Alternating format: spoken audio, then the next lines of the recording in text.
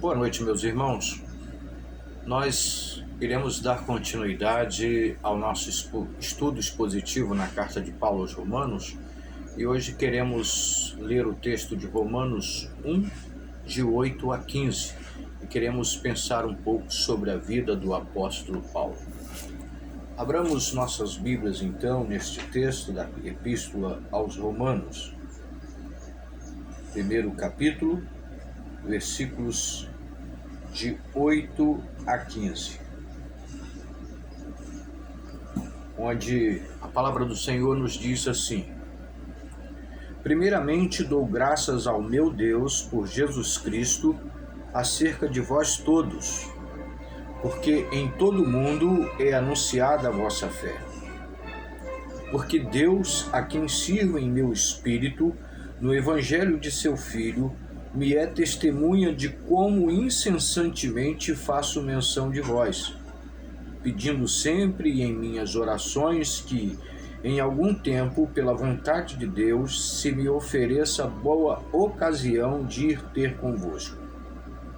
Porque desejo ver-vos para vos comunicar algum dom espiritual, a fim de que sejais confortados. Isto é, para que juntamente convosco eu seja consolado pela fé mútua, assim vossa como minha. Não quero, porém, irmãos, que ignoreis que muitas vezes propus ir ter convosco, mas até agora tenho sido impedido, para também ter entre vós algum fruto, como também entre os demais gentios. Eu sou devedor tanto a gregos como a bárbaros, tanto a sábios como a ignorantes, e assim, quanto está em mim, estou pronto para também vos anunciar o Evangelho, a vós que estáis em Roma. Vamos fazer uma oração, rogando ao Senhor que nos dê capacidade de entender a sua vontade para nós através deste trecho da carta aos Romanos. Senhor Deus, nosso Pai, nós queremos bendizer o Teu nome e pedir, ó Deus, a Tua misericórdia, rogando, ó Deus, que o Senhor nos dê a Tua bênção, Deus, e nos dê sabedoria dos altos céus para que possamos discernir, ó Deus, a Tua vontade para as nossas vidas. Ajuda-nos, ó Deus, a entender a Tua palavra, a colocá-la em prática e a viver, ó Deus, de acordo com a Tua santa vontade. Abençoa cada um de nós. Em nome de Jesus. Amém. Em nosso estudo anterior, nós vimos a parte inicial da carta, os versículos de 1 a 7, uma saudação, uma primeira parte da introdução, onde temos a apresentação de Paulo e também o anúncio da promessa de Deus feita aos judeus, promessa esta que também se estendeu aos gentios. Hoje iremos olhar para a segunda parte da introdução, que comporta os versículos de 8 a 15, que acabamos de ler, trazendo para nós uma boa amostra do caráter do apóstolo e o anúncio, o desejo e a motivação de sua visita à cidade de Roma. Sendo assim, dividiremos o nosso estudo em duas partes. Na primeira falaremos sobre as outras qualidades do apóstolo Paulo e a segunda sobre a sua visita à cidade de Roma. Por que as outras qualidades? Porque no primeiro momento nós vimos algumas das suas qualidades. Então hoje queremos continuar com esta mesma visão, nessa mesma perspectiva, olhando primeiramente para as outras qualidades do apóstolo Paulo. Então vejamos quais são. Dissemos que em sua apresentação inicial, Paulo se identificou como servo de Cristo, apóstolo de Cristo e separado por Cristo. Agora, nas entrelinhas, diante das várias ocorrências da primeira pessoa do verbo, podemos identificar outras qualidades desse servo de Deus. Primeiro, Paulo era empático, um homem compreensivo que se identificava com o seu próximo. E isto se percebe pela maneira como ele se dirige aos irmãos de Roma. Ele tinha gratidão a Deus por suas vidas.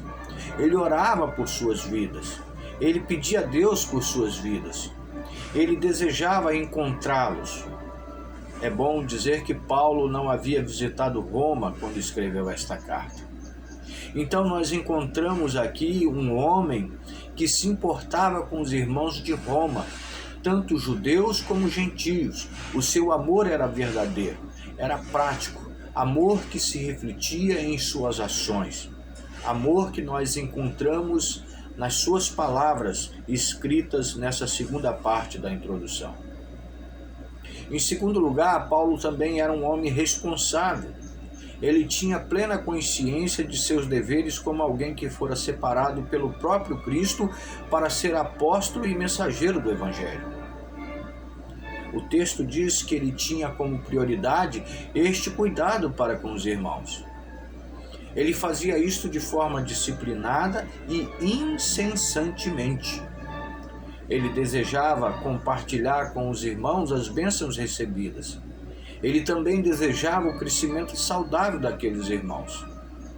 Temos então aqui um homem que era exemplo de ministro do Evangelho, um homem responsável e dedicado ao serviço do Senhor. Uma terceira qualidade que nós podemos perceber nas entrelinhas é que Paulo era um homem sincero. Ele não usava de artifícios enganosos para expressar seus sentimentos. Ele era um homem franco, aberto, sem dissimulação. Paulo não vivia de aparências. A expressão de sua fé e de seus sentimentos eram expostos na presença de Deus, a quem ele tinha como testemunha de sua veracidade. A sua vida exterior era reflexo do que havia em seu interior. Paulo foi um homem íntegro, honesto e sincero diante de Deus e dos homens. Mas agora vejamos a segunda parte do nosso estudo de hoje, que consiste na visita de Paulo a Roma. Vamos agora destacar 3 motivos que Paulo tinha em mente para fazer uma visita à capital do Império. Aqui é muito importante dizer que quando ele escreveu esta carta, ele não fazia ideia de que chegaria a Roma como prisioneiro do governo. Um dos motivos que Paulo tinha para visitar Roma era o seu plano escatológico em mente. Ou seja, seu desejo era fazer uma última viagem missionária até a Espanha, o fim do mundo conhecido naquela época, concretizando assim a chamada plenitude dos gentios, ou seja, a proclamação do Evangelho até os confins da terra para todos os povos conhecidos do seu tempo. E ele desejava cumprir a última etapa para o qual foi comissionado. Ele tinha isso na sua mente, era o desejo do seu coração. E passando por Roma, ele iria buscar apoio para este propósito, um propósito final da sua carreira missionária. Paulo tinha em mente que até o final de sua vida, ele tinha o compromisso de anunciar a Jesus Cristo como sendo o coração do Evangelho, falando de seu nascimento, da sua vida, da sua obra, da sua morte e da sua ressurreição, proclamando Jesus como o único e suficiente Salvador para todo aquele que crê. O futuro de Paulo, com certeza, estava nas mãos de Deus. Outro motivo a ser destacado era que Paulo tinha um senso de dívida patente. Sua dívida era para com Deus e a Cristo, porém ele toma esta dívida como sendo uma obrigação em pregar o Evangelho àqueles que precisavam ouvir a mensagem. Ele sabia que essa dívida jamais seria quitada, mas tomava isso como sendo um estímulo à sua laboriosa tarefa de anunciar as boas novas do Evangelho de Cristo.